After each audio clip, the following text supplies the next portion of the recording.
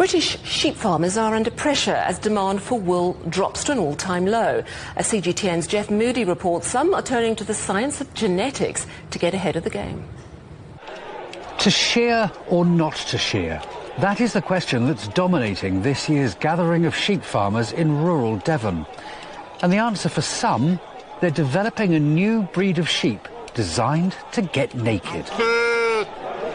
They're called ex-lana, Latin for without wool. Their coat is very much like a dog's coat. It sheds gradually during the warmer months. But there are many, many benefits when it comes to the welfare of the sheep itself.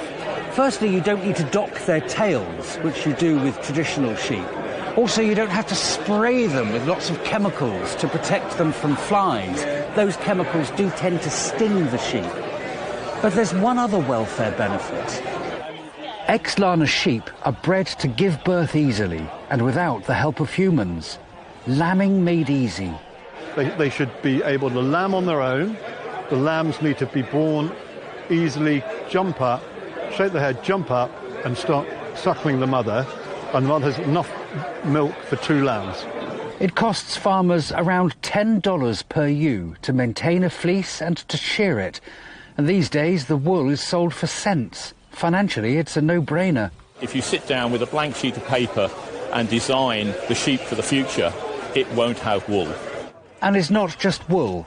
Breed for Change is an organisation that tests methane emissions from sheep burps, so farmers can breed from the ones that burp the least. And reducing methane emissions can only be good for the environment. When we look at some of the traits like methane or efficiency of things, we can't judge that just by looking at the animal. We need the data and the science to help us identify the animals that have got the best genetics. Some question the morality of genetically modifying animals, but science and farming have been working hand in hand for generations.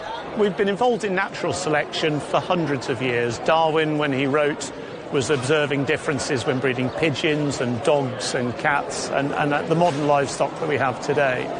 So there's so much variation within a species, you can bring about tremendous change selecting in that manner. And it's that change that's inspiring these farmers. They say with margins so tight and farming precarious, the sheep of tomorrow could be very different. Jeff Moody, CGTN, North Devon.